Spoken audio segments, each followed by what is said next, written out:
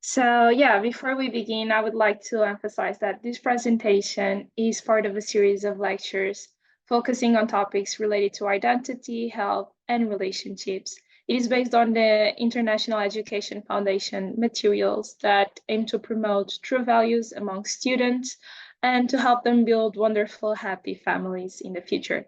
This curriculum, held by the Women's Federation for World Peace, covers important aspects such as puberty, marriage, and personal development, and it's designed to engage students and provide them with valuable insights and knowledge. And yeah, this is the third session in that series, being the first one, the difference between true love and falling in love. The second one was on love and sexuality. And we have now this one.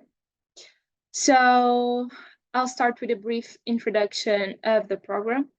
Our presenter today is Mrs. Olga Vakulinskaya, yet again. Will be sharing her expertise on this subject for approximately 40 minutes. After the presentation, we will open the floor for questions and discussions. And in that time, I encourage you to participate actively by asking questions and sharing your thoughts on the content of the presentation. You're also invited to write down your questions and your appreciation and whatever you want to write in the chat box. Once the Q&A session is finished, there will be time for final remarks and then announcements. And yeah, through this presentation, we really hope that you can deepen your understanding on the preparation for building a happy family, which is the topic of today's session. And without further ado, let me introduce Mrs. Olga Vakulinskaya, a renowned moral education specialist and the Women's Federation for World Peace International Vice President for Eurasia. She's an experienced practitioner who has been in the field of moral education for over 25 years, and the author of children's books on moral education as well. Mrs. Olga is married and the mother of 3 beautiful daughters, forming a more beautiful family. And with a unique perspective on fostering love, compassion, and ethical values in our lives, she brings to us a wealth of knowledge and practical insights in what promises to be another thought-provoking session. Miss Olga, the floor is yours. Thank you so much, dear Erika. Yeah, for me, it's such a joy, yeah, to have such a beautiful MC who really has passion and really wants to make this world beautiful. Yeah, also through her beautiful smile.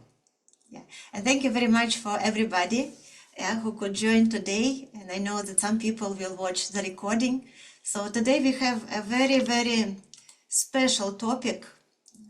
Also for me, it's very, very special. It is called Preparation for Building a Happy Family. Can you see my screen well now?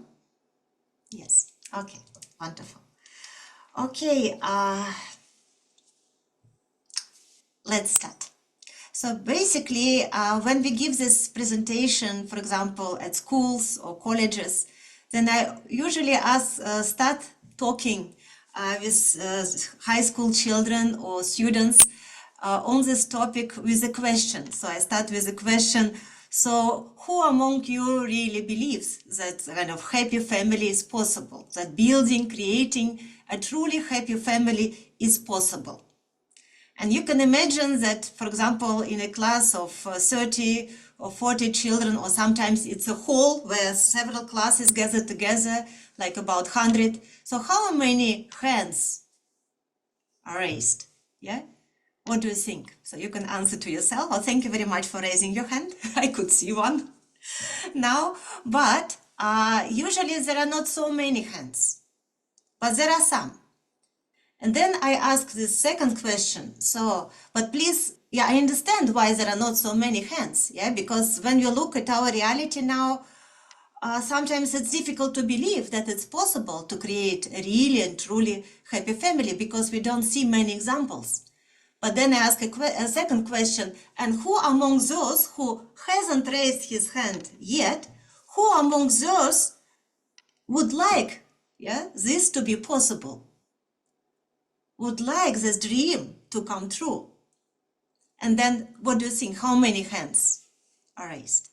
Many more hands. So people do want to have it, but it's really hard to believe, especially for young people, for teenagers who tend to be kind of critical. They don't want just to believe words. They want to see something real. They want to feel it. They want to experience it. And they don't want to believe just a lecture. That's why through this lecture, so we will go step by step, and we also hope to show some example. And you know, many times when we talk about these topics, children ask the lecturer, okay, you have come to talk about a true family, but do you have a happy family yourself? Are you trying just to give us some theory, or you would like to share some practice? So for children, for teenagers, it's very important that they want to check, they want to test. Are you real? And what you want to bring us, is it really true? Can we believe you? And this is okay, this is fine, that they're questioning. That's why it's very important for a person who comes to a class to talk about these things. So it's very important that this person can have some values himself. And ideally, this person should have a truly happy family himself. Then for some children, even those children who don't see this example at home, this can be a real awakening. This can be a real turning point. And they write about this in their reflections. So many children say, thank you so much that you have come, and now I could see some real example. I could see some real case. And I also want to build a truly happy family. So let's talk about it. So when we look at our reality, unfortunately, we have to state that true family values are really in danger now. Why? Because children, when they look at this world, they really don't feel confidence. They see so many families breaking apart. They feel and see so much pain. They see many people now who even don't create families. They just live together, just building some relationship. They see so many unhappy children, and that's why, of course, it is difficult to believe. It's understandable. And then many teenagers, many young people, they start doubting. Shall I create family? Is it good? Is it necessary? Is it worth making effort? Or maybe I don't need it. So it's also understandable why they do have these questions. And also popularity of alternative views, that sexual relationship before marriage is kind of okay, is kind of accepted.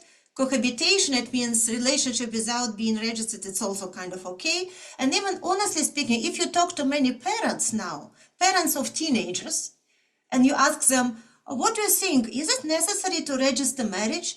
Or is it okay to kind of, for your children to live, to try this kind of relationship, just to live together? Do you know what most parents would say now?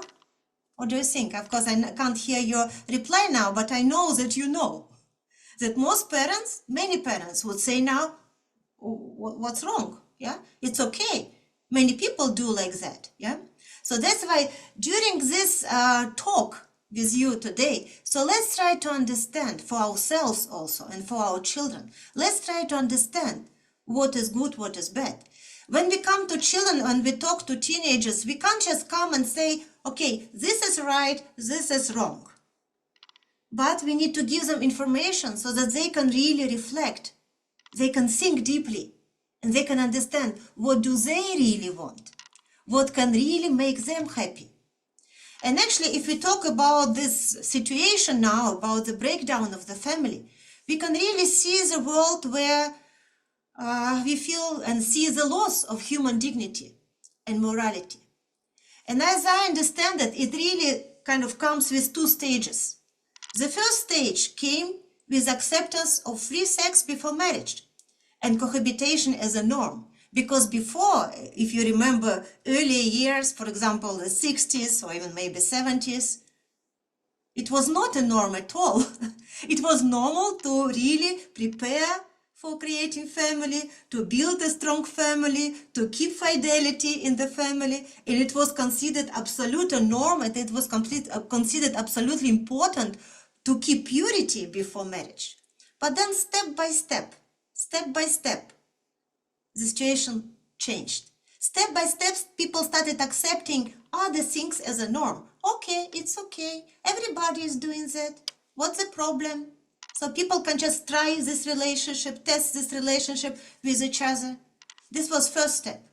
And then when this first step was accepted in the world, no, not in the whole world, of course, but in the main part of the world, in many, many countries, it was accepted basically as a norm. Then second step came. Acceptance of the idea that it's not even necessary to create a traditional family. And even accepting same-sex marriages as a norm in many countries, unfortunately. And now people who stand for true family values, they have to go and demonstrate if it's allowed, yeah? So in some countries, it's even maybe difficult to express an opinion, yeah? If somebody really stands for true family values, in some countries now it's even kind of difficult to express this opinion. One time I was really shocked when I talked to one of my close friends, and he is a teacher. I will not say the country, okay, but this is one of the European countries. He is a teacher in a public school. And he himself, he has a very good family. He has a very wonderful wife. He has 3 children, yeah? But I asked him, but can you, at least in your class where you are teaching, can you tell the children the truth? Can you at least express your opinion? Can you talk about true family values? Do you know what he said to me? He's a teacher. He said, if I do that, I would be fired. This was one of the countries, yeah? But we need to understand, is it a norm? Is it okay that we live in this kind of world, or it's not okay, yeah? So each person should really think for himself. What do I want? In what kind of world I really want to live? Yeah? Because unfortunately now we live in the world where people have to go and demonstrate just in order to have right to be called father and mother. Most precious things, father and mother. Because people don't want to be called parent 1, parent 2. Yeah? There's a completely different roles, yeah, and that's why I think people, at least I understand that even at this lecture there can be people who might not agree with me, yeah, but since you entrusted me and you came to this lecture, I'm sorry, but I'll just say honestly this opinion, yeah, that I have, that my family has, and yeah, many of my partners, yeah, have. So I don't want to be afraid to say what I feel. And this would be wonderful and so precious if all people in the world, people who really understand that family values are very, very important, if we can all join our effort and show a great example, yeah, and can promote true family values. Where does it lead? Yeah, so this kind of situation, yeah, where the situation leads. Yeah. Unfortunately, yeah, the loss of solid family values leads to the fall of the nation. We already know different examples in history. Yeah, one of the examples that everyone knows, no matter in what country we live, this is Roman Empire. Yeah, I remember when I was a schoolgirl, just attending the 10th grade. Yeah, I remember that we were showing a film or kind of slides about Roman Empire, and I remember I was impressed. Wow, people at that time could really create such beautiful palaces, and they had beautiful roads and everything, yeah?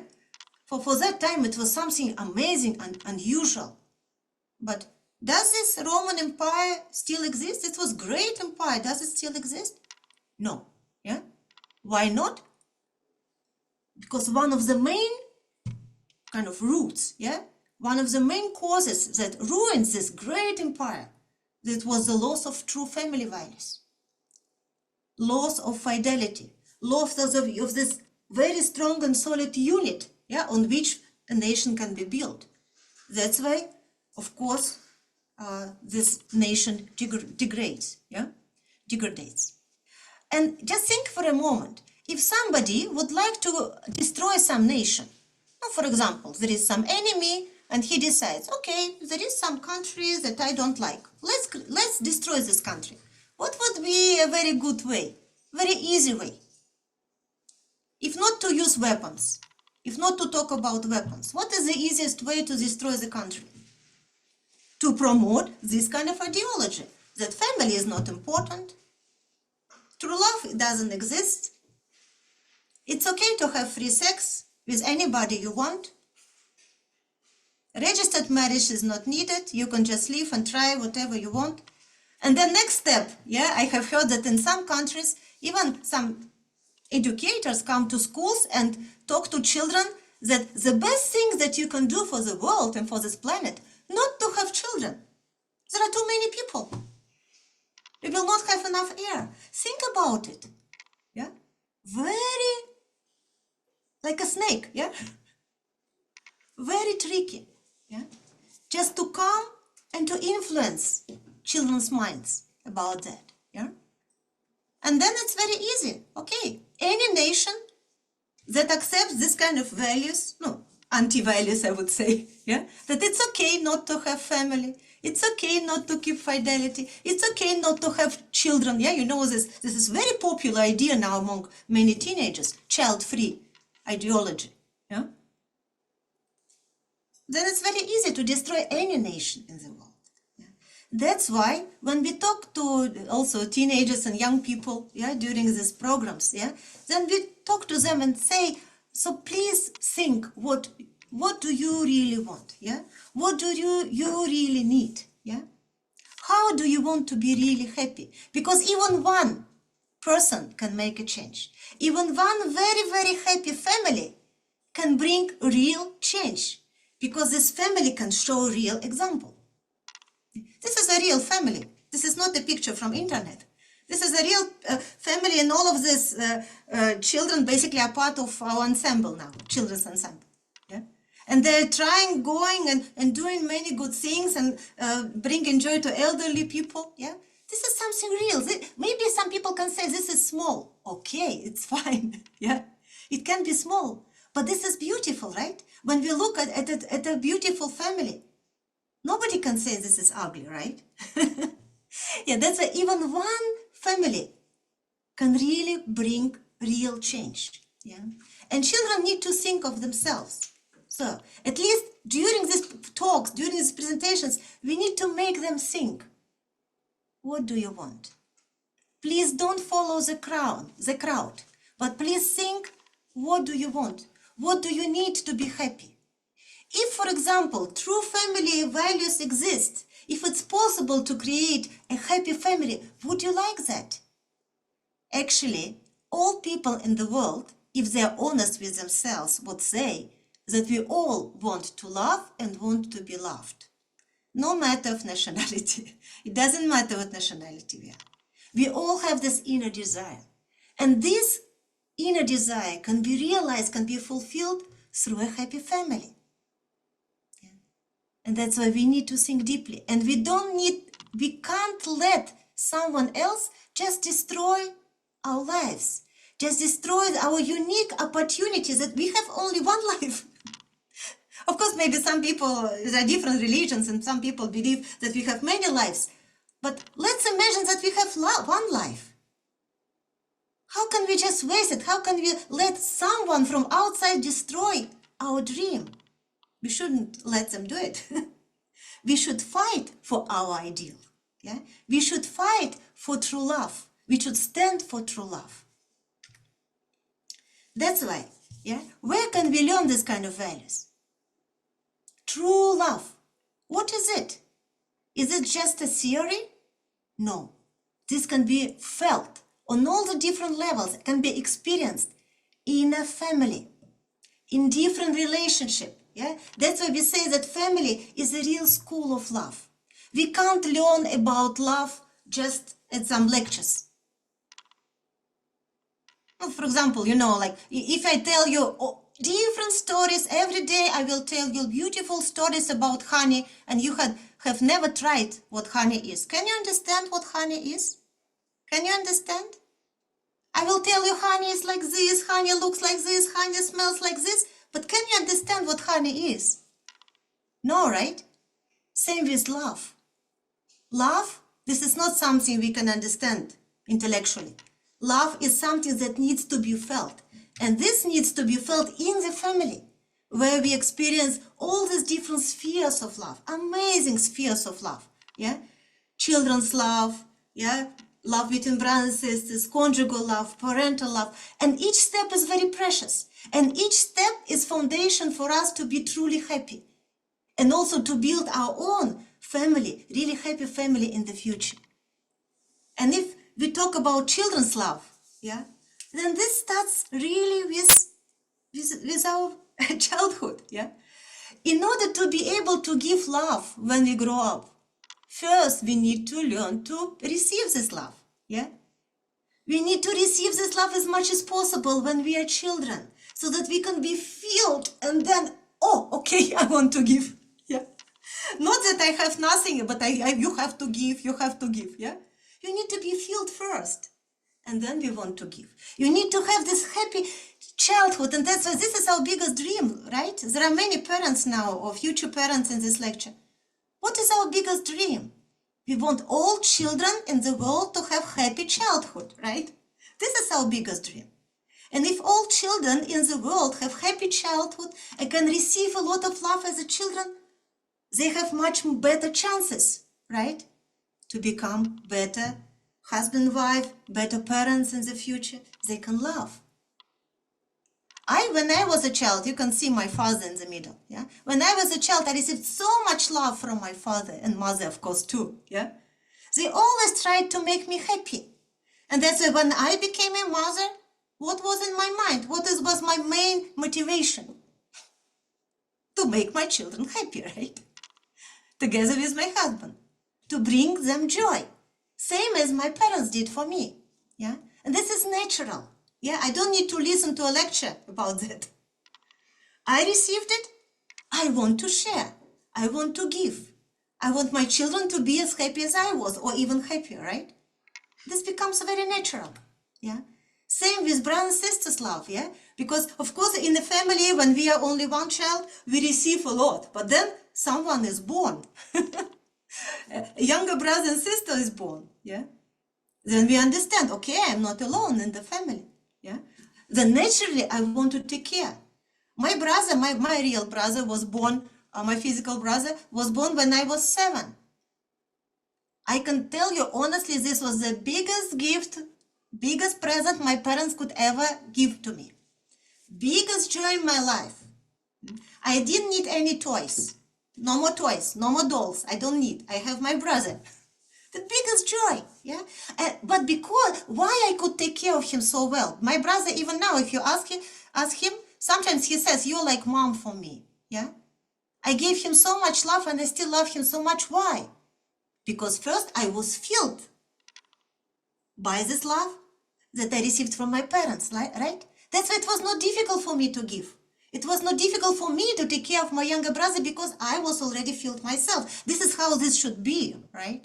And then we learn to share, we learn to give. We go to kindergarten, we go to school, then naturally we understand, okay, I received much love, but now I need to share, I need to give and take. I need to find solutions, yeah? If there is some conflict, we need to find some win-win situations, yeah? So that everybody is happy, not only I'm happy.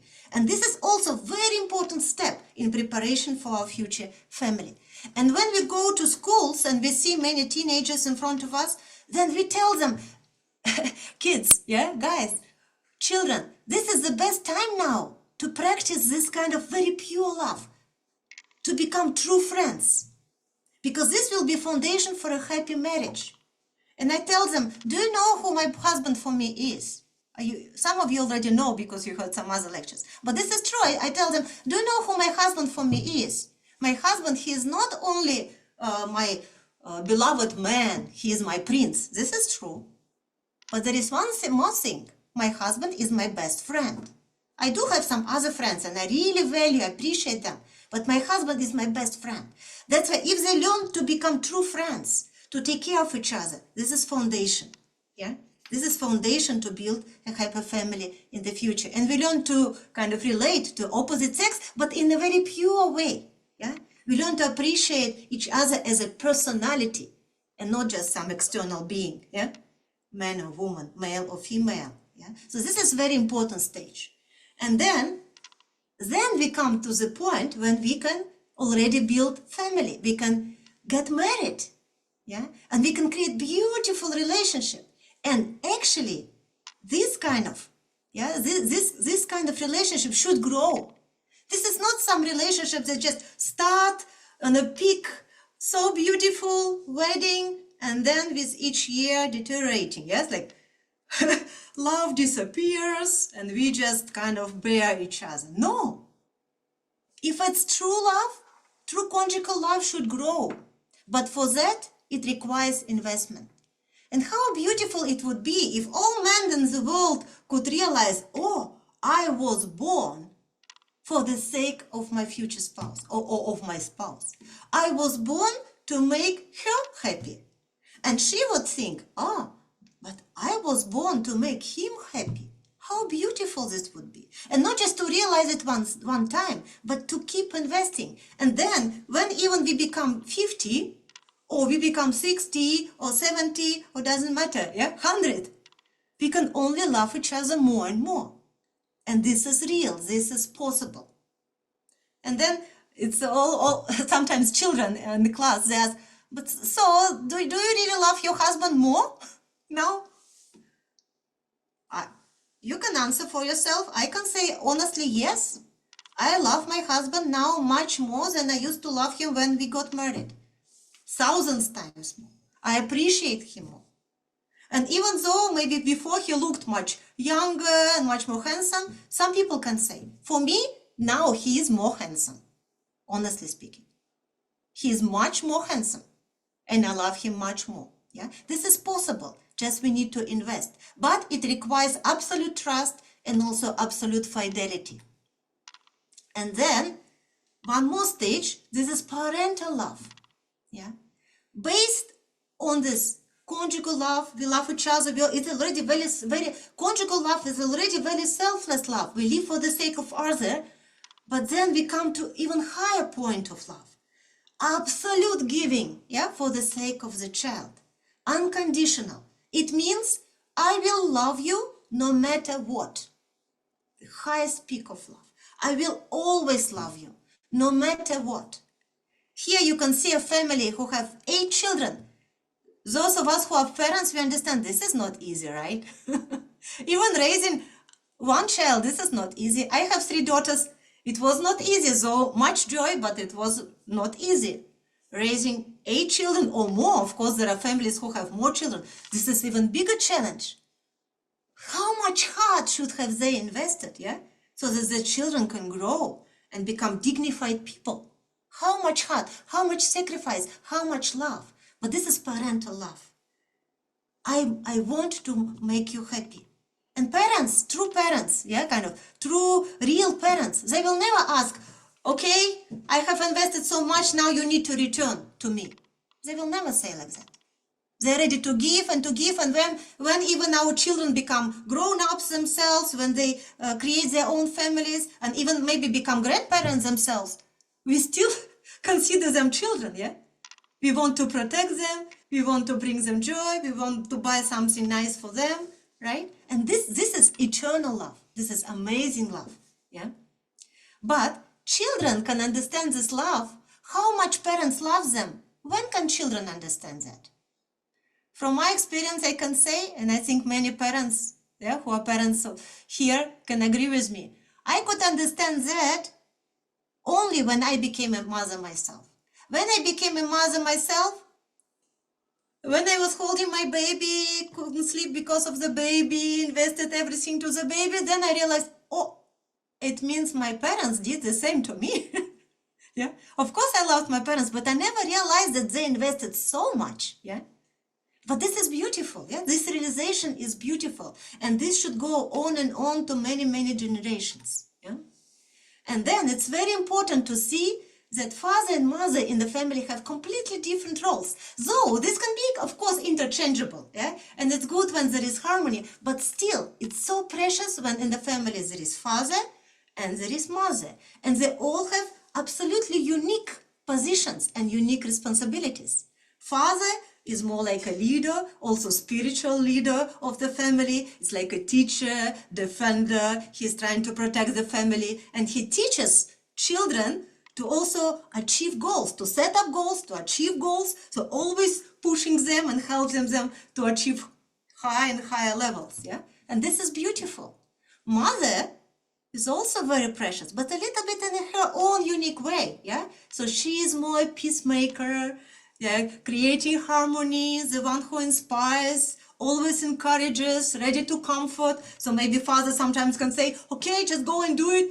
But sometimes a mother just comes and embraces, and the child feels okay. I have now energy to do what father asked me to do. Yeah. So this kind of heart of unconditional love, yeah, endless care and love. Yeah. Unfortunately, of course, we have to admit that many children now, whom we see in many countries of our world, don't have that at home, don't have this example of love at home, unfortunately. Yeah. So many children have either father or mother. But does it mean that they can't create a happy family themselves? No. It means just they need to find some teacher or some person on the position, yeah, who can replace this, yeah, who can add to this, yeah, who can help and support. I know even maybe some of you have heard that for so many years, we have been holding a very beautiful family festival where we show really talented and beautiful, outstanding families of different nationalities. And one time I remember there was one participant family where a father grew up in an orphanage. Just it happened that when he was a baby, basically, his parents died in a car accident. So he never basically received parental love. But you know, this child had a dream since childhood. He wanted to create a true family. He wanted to create a happy family. And then he came to our festival with his wife, I think with 5 children, and they succeeded because he wanted it so much. So it is possible. Yeah. But we need to protect this position. We need to protect it in this world. Yeah. Because it's most precious words: father, mother, true love, yeah, family. We need to stand up for it, yeah, and we need to convey these values to our children.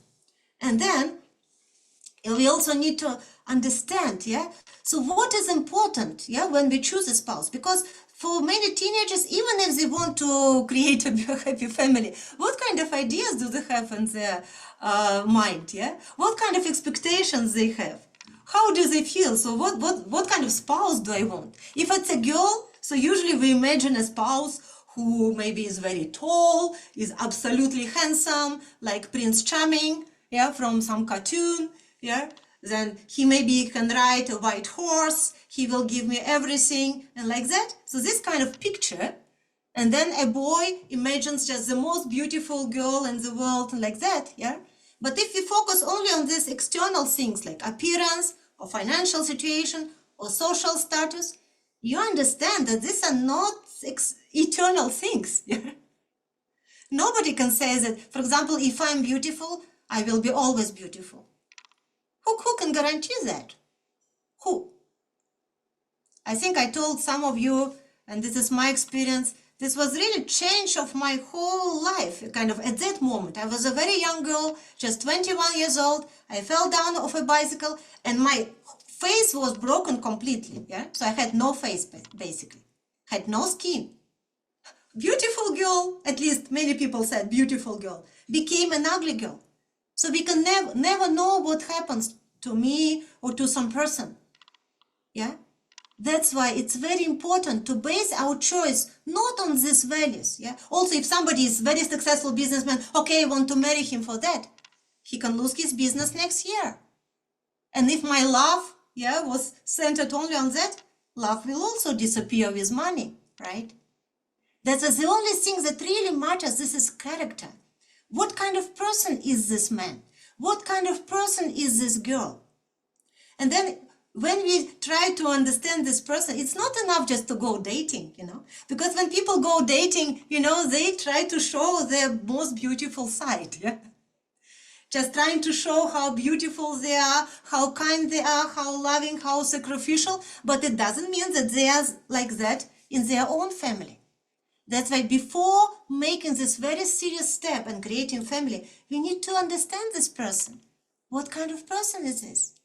How does he communicate with his family? How does he communicate with elderly people? How does he communicate with his younger brothers and sisters or friends? Yeah? Is he always so dignified, polite, respectful, yeah? Sacrificial? Or maybe he's just pretending to be a good person, but in reality he's arrogant and selfish, yeah? Just thinking of himself. So we need to be really careful and need to focus our choice on really real values, internal values, ability to love, live for the sake of others. Recently, I don't know, maybe some of you too, but sometimes I like watching some drama, Korean drama. And I just watched one drama and one situation really shocked me. Yeah, there was one girl, very beautiful girl, and one boy. They were kind of from poor families, and at first they decided not to marry, but then they said, okay, yeah, still we need to marry. Okay. They decided to marry, but one thing in their contract, sometimes they make like marriage contract, yeah, so agreement, what is okay, what is not okay for them. So one of the first points was not to have a child because they thought they were so poor, they can't afford a child. But then they got married, and it happened that she got pregnant, and then the boy, when he heard the beating of the heart of the baby, yeah, through this X-ray, how do you call this thing, yeah, when they check on the baby, he could hear the heartbeat. Then the boy said, okay, what, it doesn't matter. Even if we are poor, we need to keep the baby. Let's keep the baby. We will figure out, we'll find a way. But the girl said, no, why should I? I want to live my life. I want to live for myself. I don't want to care. I don't want to sacrifice my whole life for the baby. I will make the abortion. Why? I was really shocked when I saw also this change. But this is also many times happening in reality. This means before starting this relationship, they didn't really talk about values, right?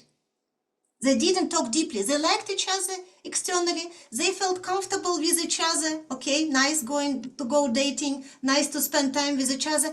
But they didn't talk what kind of person you are, yeah? What kind of values you have, yeah?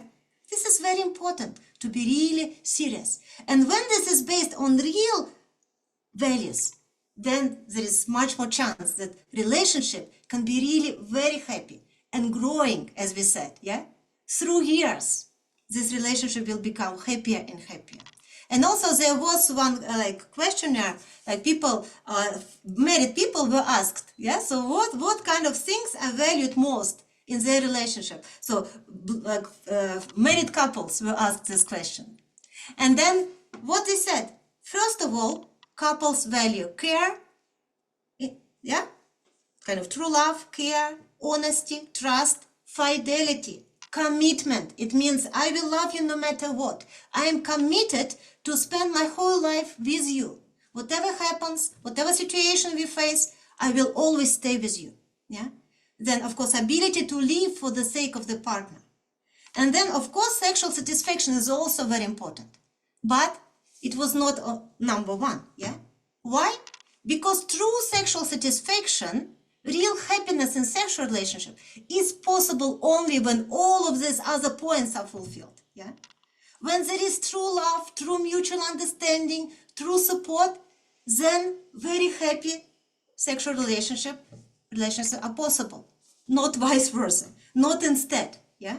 And that's why it's very important also for teenagers to start thinking about it. That when they go and just try this relationship with many people or with different people, they just destroy themselves. They destroy their future. They just destroy this chance to experience real love. Yeah? Very strong emotions.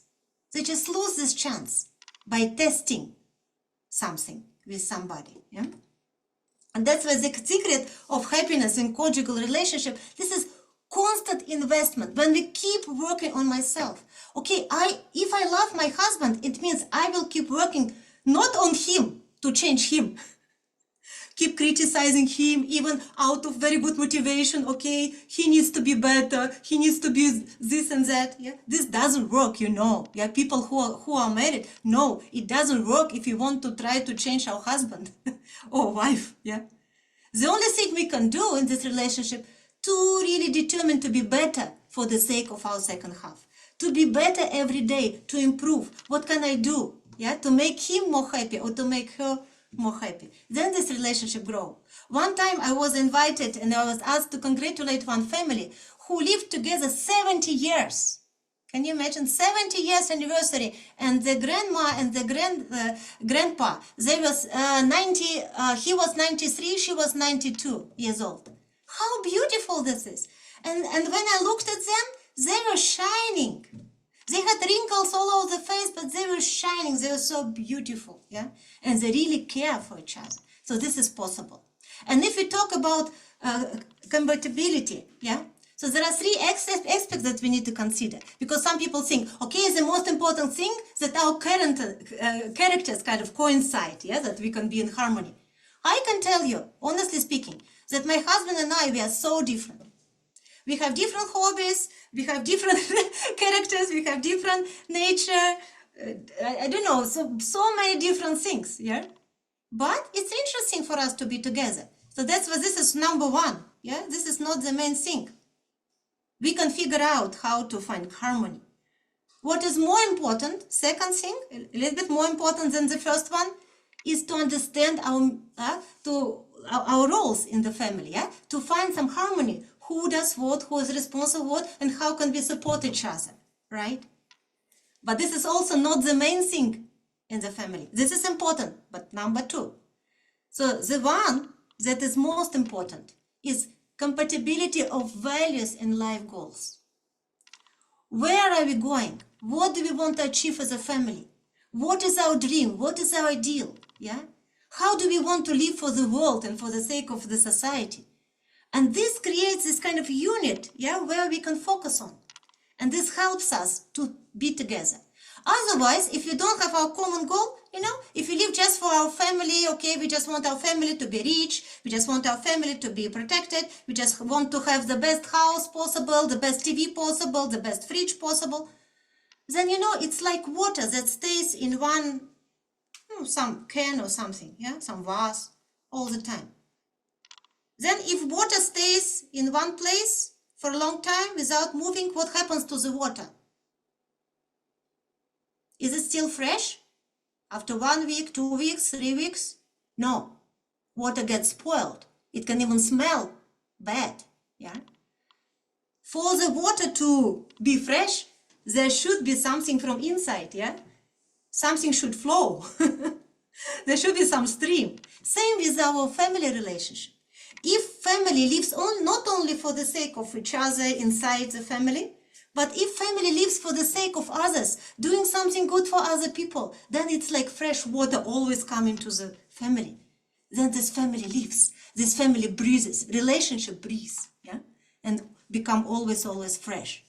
And then there is this myth of sexual incompatibility, yeah. This is very popular now. People talk about it. Oh, how can you say that we need to wait, like keep purity before marriage? Yeah. But you know, what if people really wait for marriage and really keep purity and then they get married and then they find out that there is this sexual incompatibility. It means sexually they don't fit each other. Oh, this would be a problem. You know, this is a very big excuse, I can say. Maybe you don't agree with me, but I can tell you, this is my opinion. You might argue with me, yeah, later when we have questions and answers. I believe, and I could see it on the examples of many people already, many couples.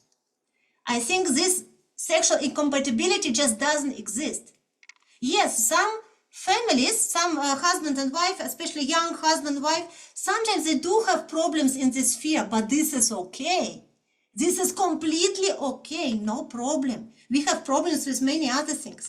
If they keep investing, if they understand each other, keep loving each other, keep learning about each other, they will figure it out.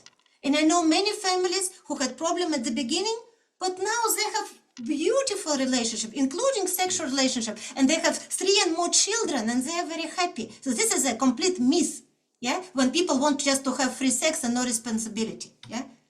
That's why this cohabitation, yeah. I know about time, I'll try to make it quicker, yeah, just I need to conclude, sorry. It's okay? Can I conclude? Yeah. People. Thank you. So that's why this cohabitation, it means not registered relationship. Some people think that this will help us to get to know each other. Yeah, we can prepare for the future and we can test, yeah, whether we can have good sex or not. Yeah, but this is a real excuse that leads to real problems. It really leads to many broken hearts.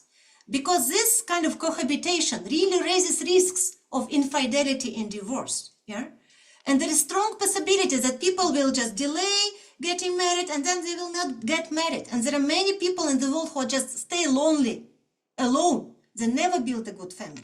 They just tried many things, they felt so much pain, and then they just stayed alone. And it raises also risk of domestic violence.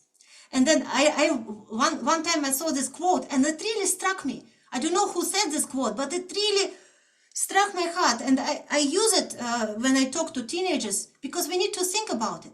And this quote said, cohabitation, it means this kind of relationship without registering marriage. It is relationship between a man with low sense of responsibility with a woman with low self-esteem. Because if they really love each other, if they really care for each other, it means they can marry and they can create a beautiful family and have wonderful children. That's why I'm already concluding. Key basic points for the successful marriage. Chastity, purity before marriage. Basic, I don't say this will solve all the problems, but this is foundation for a happy family. And then everything else, of course, is also important. Chastity before marriage and lifelong fidelity. It means eternal fidelity towards our spouse. And that's why if children, teenagers, young people keep their purity, it has a lot of benefits. First of all, clear conscience. Because when children, teenagers test this relationship with someone, they don't need a lecture to understand that this is something bad that they are doing. They feel it inside. Yeah, that's why it's so important to be free and to have this really comfortable mind and pure heart. Second, this is the best present that we can give to our spouse. When we can say, you know, I have been really waiting for you. I have been working on myself to become a better person for you because I wanted you to be happy and I kept my purity for you. How precious this is, how beautiful this is. And this is actually also, just a concluding point, yeah? This is also the best gift for our children, yeah? Because if parents can say, you know, this is not just I want to give you a lecture, yeah? But you know, father and mother kept purity for each other because we were waiting for each other, because we believed in true love, because we wanted you to be born from the biggest love in the world as fruits of love. And then children can feel it, they can see it. Would they want to wait for this kind of love? Would they want to prepare for family? I think yes. At least our daughters, all of our daughters said, we want to have the same family. Yeah, but we always tell them, please have a better family. Yeah, please be happier. Yeah, even happier than we are. But children can see, if they see the example, they don't need any lectures. And this is just concluding quote. I just really like this quote by Thomas Licona, psychologist and character educator. Sex is most joyful and fulfilling, most emotionally safe as well as physically. Emotionally safe as well as physically safe when it occurs within a loving, total and binding commitment.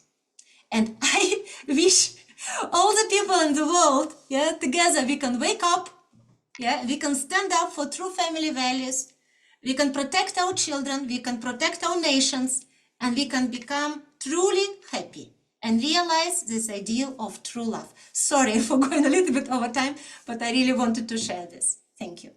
It was amazing, Olga. Thank you so much. Thank you for insightful presentation. It was really, really, truly inspiring. I see some people clapping. And I think it was interesting how you shared like the practical guidance to achieve happy families. As you said in the beginning, there are not that many examples of happy families around us. And for children and younger generations, it's quite difficult to really see how can we build those happy families. But yeah, I feel like through this presentation, we can have really good steps to achieve that. For example, the four spheres of love. And there was this sentence that you said that stood out for me, for us to be true examples of true love.